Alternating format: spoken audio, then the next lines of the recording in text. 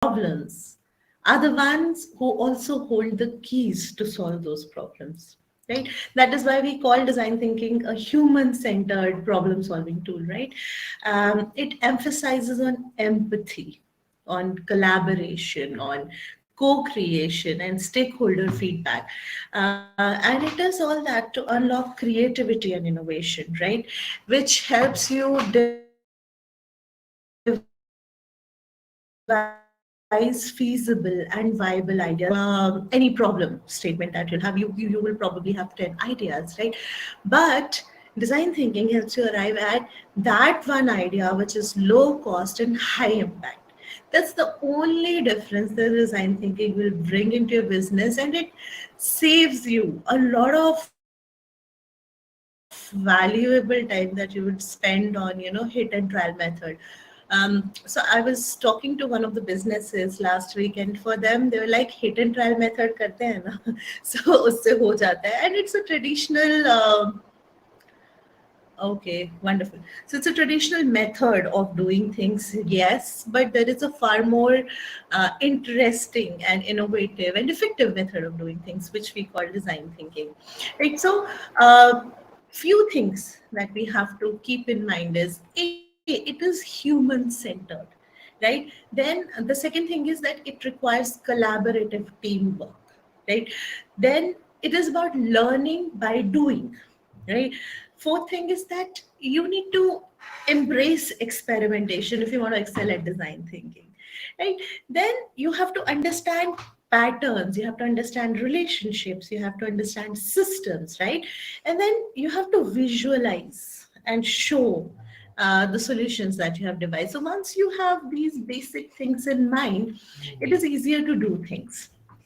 So I am not going to go too much into detail since we don't have a lot of time.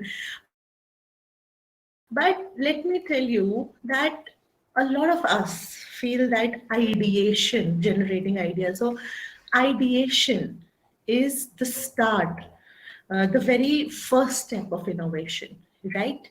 So what are your views? Do you think where does ideation come in?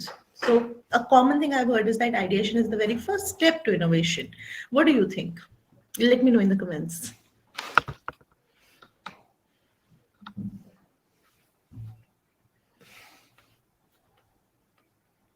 Team. Okay. So it's market. Okay. So see, when we talk about ideas, right? People think that ideas are the first step to building a business, to startup, or to innovation, right? But it is a myth.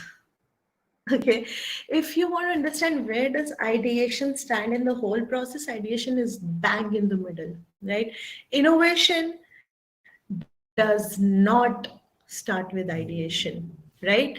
You Okay, you basically ideate only when you have identified a problem, right?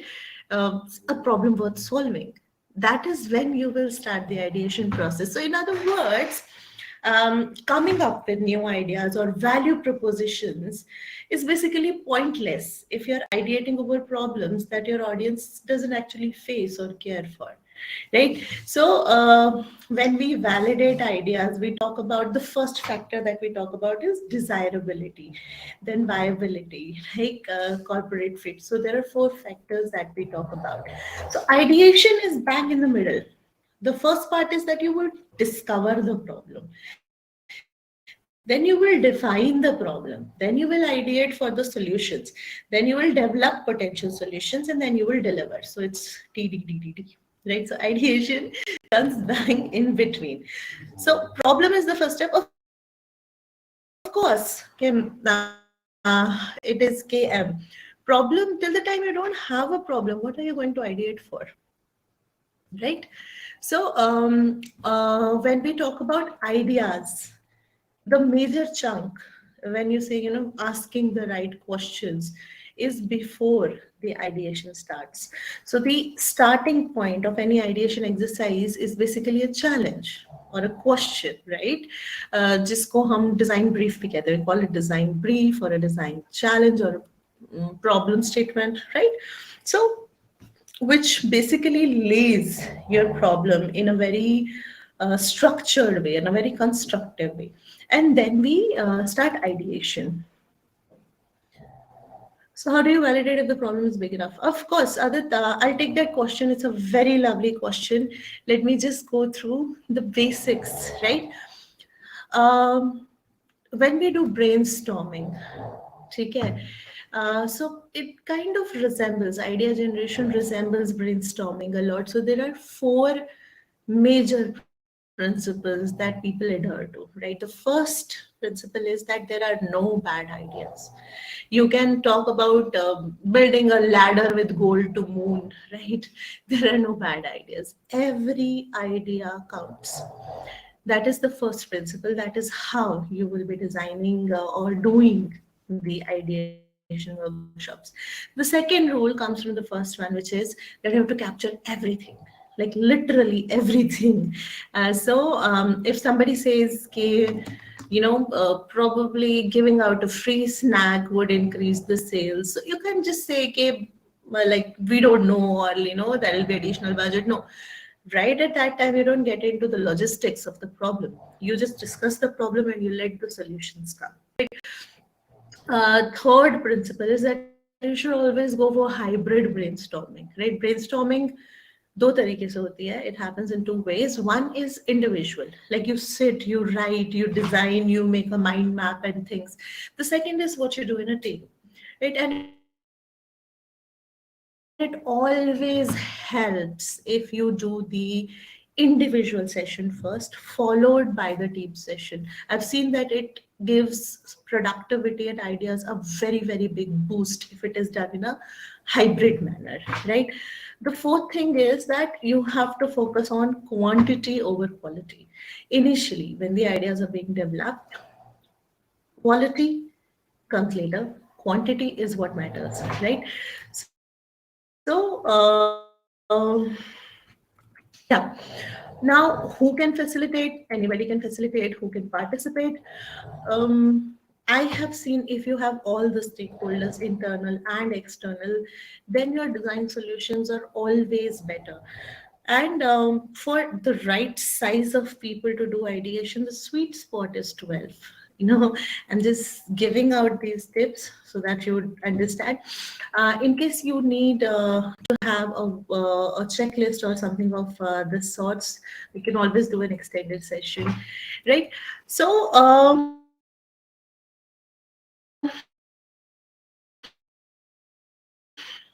that this approach gives you. So I don't really want to get into. Yes, Pushan, very good question. So I don't want to get into a lot of logistics right now. Just understand that it is a problem solving tool, right? And how do you solve problems? You define a problem, right? You see if the problem is big enough. So to your question, Kim, right? Adit, so you see if the problem is impacting a lot of people, because that makes it scalable. That will make the solution scalable, right? And once that is done, you use a lean approach. So there used to be a waterfall approach. Imagine, like, this is risk, this is time, and you develop something and then you test. So waterfall, large risk, large money, large time loss. How many user interviews to do? Okay. So I think there are a lot of questions. Let's get to questions. The first question is skills. So problem is the first step. KM, yes, any problem. It is not that you have to have a problem. There are 5 stages you can be at. It could be that you're trying to define a problem. It could be you are trying to define a solution to a defined problem statement. It could be that you're trying to define a business model. It could be that you're trying to arrive at the right pricing. You can use design thinking approach for practically any problem, right? So uski kind of for anything that you want, depending upon which stage of your business, of your work, or your project you are working on, right? process, even if you are working with a corporate company. So depending upon which stage you are in, you can use this process. uh, okay, how do you validate if the problem is big enough? See, usually what happens in any sort of problem solving tool is that you do stakeholder interviews, you do customer surveys, you ask questions, right? You pick up a sample size of the target audience that you define. So let's take an example. Let's say I want to um, I want to launch a training program. It's just other simple. I don't think I'll get anything. So I want to launch a training program. So first thing I would need to do is I would need to define my target audience, right? I would need to define that who am I going to do it for. So once I define that sample size, I'm going to go to that sample size and ask them, do surveys, ask them questions, right? Let's say if I want to give them a training about right. So if I want to give them a training about intellectual property rights, maybe, right? So for intellectual property rights, it is important for me to know A, whether there is a need. Well, I cannot sit in a room and decide whether there is a need. I have to go out. I have to talk to people, right? So A, if there is a need. B, if there is a need, then how much people want to solve it, right? There are some problems that people are living with and it really doesn't matter to them, it's not really troubling them. See, if they want to solve the problem, what is the level of urgency in which they want to solve the problem, right? D, if somebody solves this problem for them, what are they willing to pay for it, right? What is the opportunity cost that they are ready to go with? So when, for all this information, I have to go out to my target audience, right? And then I will understand the pain points, I will understand the stories, I'll understand what is happening. So all my branding exercise, all my content, all my copywriting would come from this one activity done well, right? Right. So, how do you validate if the problem is big enough? Of course, by talking to people. Ideally, I say that a sample size of 200. I think there was somebody who asked the user interview questions also. 100 is a bare minimum that you should do. 200 is an ideal sample size. Anything above that is good. And it'll give you one more benefit. See, let's say I interviewed 1,000 people, right? Out of those 1,000 people, let's say 200 people give me the right response that I am looking for, that yes, I want to solve this problem and I'm ready to pay, let's say 5,000 rupees per month for the so and so product, which will be loving. There are 200 people who have told me that I want to solve this problem. I can pay 5,000 per month to solve this problem. And if your product is priced at 4,999, you have 200 warm leads as soon as you launch to go out in the market. So imagine how easy that would make your go to market. Yeah, initially it seems very tiresome to do this activity, it feels like a waste of time, but the value it adds to the post launch is very high. I hope that answers your question. If building in a new space, how do you know an idea is actually world changing though? Again, it depends on how many people are facing that problem, how urgent that problem is, and if they're ready to pay for that problem, right? So few things that you could do is you could ask questions, could say, right? What would I try if it was okay to fail at fixing this problem? These are very offbeat questions, but they help a lot, right? How can I rephrase this problem as a goal, right? So these problems would actually come from your user surveys, right? Then where does my thinking differ from others on this problem, and how does it differ? Why does it differ, right? Then a question like, if there was nothing in my way to fix this thing, what would I do next, right? You have no obstacles, so how would you go about it? And if I had today, only today, to change this issue, what could I do? Usually, what happens is that we get into too much of um, complex solutions that we forget that things can be solved easily. Like I'll tell you, 11 years back, the government of India was trying so hard to integrate the rural population, make them come up to the mark and all. And then they launched this project, which was rural technologies, right? Instead of having the IT companies build something for rural space, they built rural technologies, which any person from the village can pick up, build, and it will be consumed within the village. So they have a market, they've created employment, so they solved like multitude of problems in the same one thing. And they just made some technologies, like there was flooding in South India a lot, so they made an octagonal structure, right? Bars ka, you can just take the bars, establish the structure, 5 minute में structure खड़ा हो जाएगा, and then you can use grass to coat it, and they just used a ferrous sulfate alloy to make it fire resistant, the grass. So they're done, 10 minutes, housing problem solved in the flooding area, right? So solutions बहुत बार simple होते हैं, जिनको हम complicate कर देते हैं. How many user interviews do we answer that? How does this work for startups when the idea is not worth working on anymore?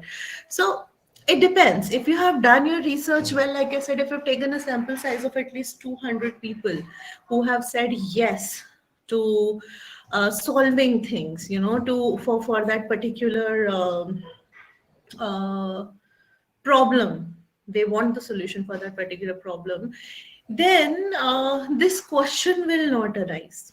If you do the survey well initially, that is by design thinking. How do you get people to respond to interview request? Okay, this is a big one. See, initially it has to be your family, friends, people who are in your target audience. It works like a pyramid scheme. I'm sure all of you would have heard about MLM scheme, right?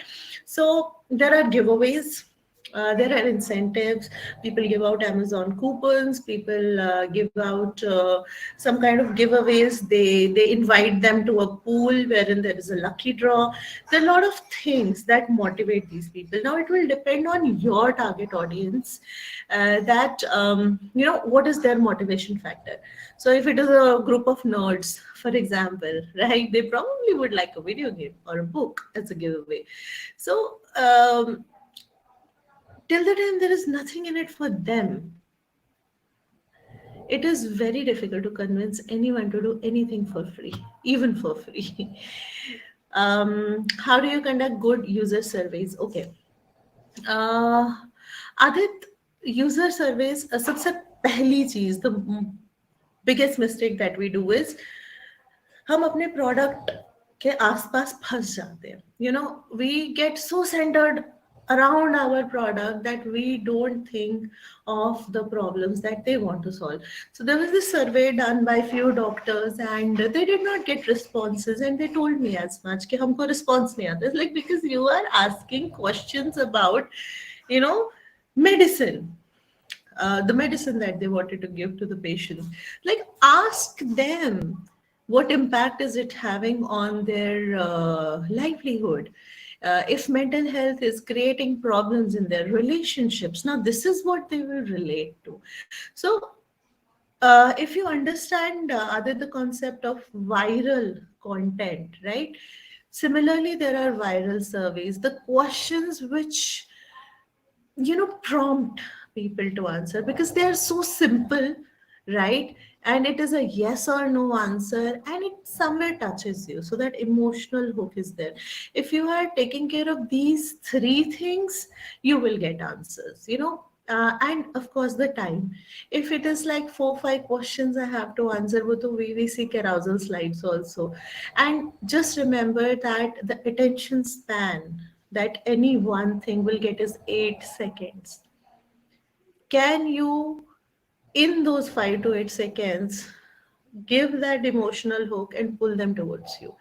If you can do that in the initial 5 to 8 seconds, they will take the survey, they will respond, right? Last, do you ask open-ended questions? Well, it depends. I think if you are using user interviews, which is face to face, you can. But in the surveys, which is more like, you're sending out a form, it doesn't make sense. I would not give answer to that. That probably you would not, right? So we should really not do that. Sumaya, do you have any tips on doing a startup with a job? Okay, I'm going to be sounding very mathematical here. It depends on how many hours we're giving to the job, right? If you are like an average population who leave their place at 9 o'clock and come back at 7 o'clock, let's say, there is still time. And it depends on how much time your startup will take. Let's say it's a very simple equation. A startup will take 100 hours, for example. So you can give it 7 to 10, 3 hours every day. You can give it 8 to 12, 4 hours every day. It depends on how much time you have. It is doable, but probably you just have 24 hours. And I would not advise you to really go out and slog and people working for 16 hours, because we're seeing a lot of mental health issues. I recently witnessed a death of a 44-year friend yesterday who was a cardiac surgeon, and he had a cardiac arrest at 44 because of stress, right? Just a friend, not very close. So thank you, Adit. But my point is that if it takes 100 hours, don't try to do it in 20 days. Give it 100 days. It's okay. Give 1 hour each day. We all have time. No, there is this option that yes, the ideas may change, the tech may change, but if you're giving it sufficient time, if there's a sufficient need, then it will stick, right? So to answer your question, startup with a job is possible, and I would advise you to start with freelancing. Take on projects as you can with a job, so that you get an understanding of the market, you get paid as well, even if you're not getting paid very high, but it will start building your portfolio. So that's a separate session, and I think we have Saurav Goel on the platform. He'll be the right person, Saurav and Vanshika. So you do attend their chats, and they are the ones who started with freelancing, and they are helping freelancers a lot. So they are there. They're on the Creator Club. So if you go to the expert section, you will find Saurabh Goel, you will find Vanshika Mehta. They're the ones who was so Vanshika started freelancing just 1.5, 2 years back, and she's already earning in 5 figures. So she's the right person to basically help you. And similarly, Saurav. So Saurav is one of my good friends. He's a best friend, in fact. So Saurav is the right person to help you with this. So I think if we don't have any more questions, we're good to close.